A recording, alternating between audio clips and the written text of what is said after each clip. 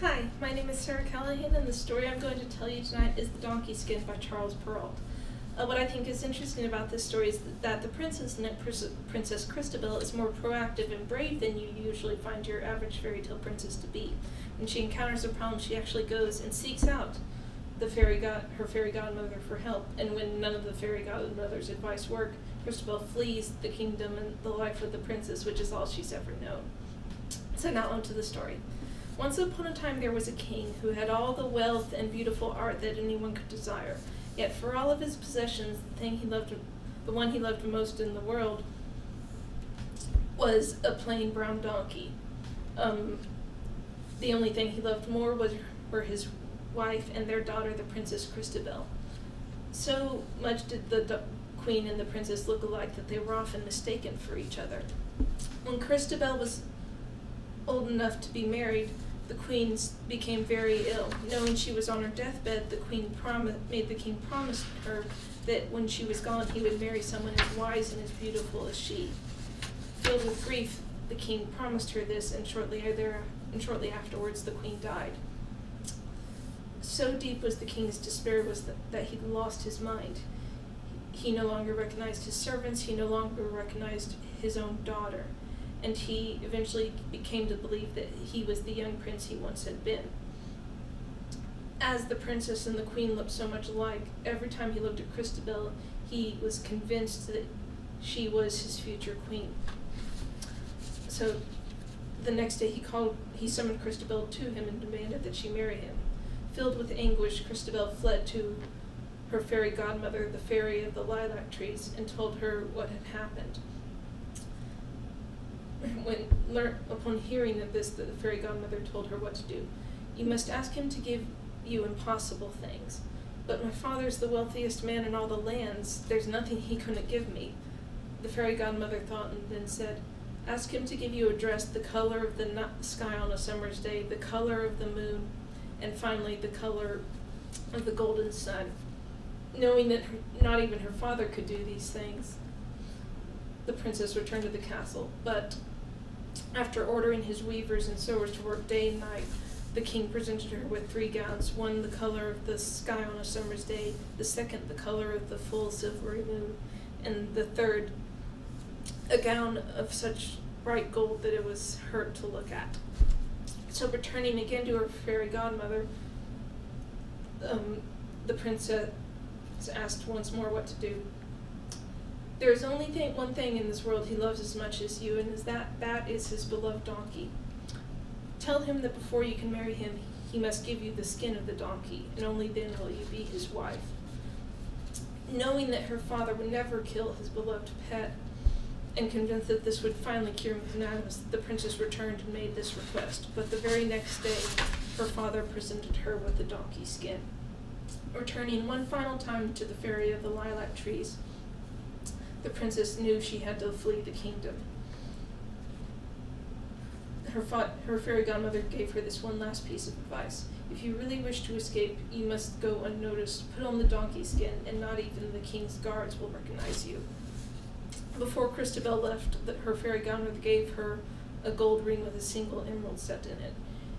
"Anytime you wish to remember who you are, twist the ring in a trunk full of your most beautiful gowns and jewelry will appear. Having these, even if it's just for a little while, will give you the strength to keep wearing the donkey skin." After a long journey, Christabel came to the house of a farmer. Still wearing the donkey skin, she went inside and asked if there was any work for her.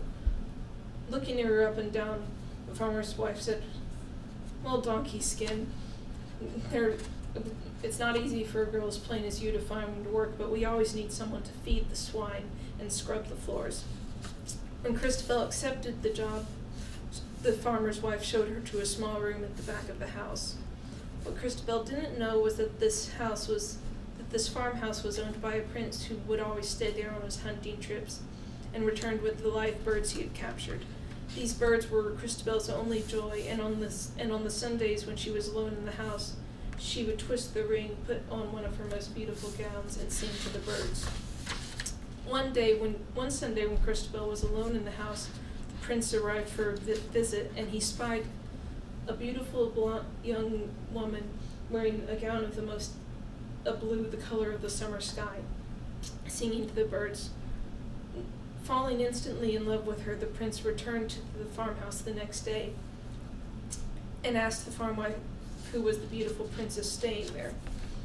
"There's no one like that here. We were all gone yesterday except for Donkey Skin, and there's no way she could be mistaken for a beautiful princess," the farmer's wife said. Filled with despair, the prince returned to his castle and fell into a fever. Summoning the court physician, the queen sat by her son's bedside as the doctor examined him.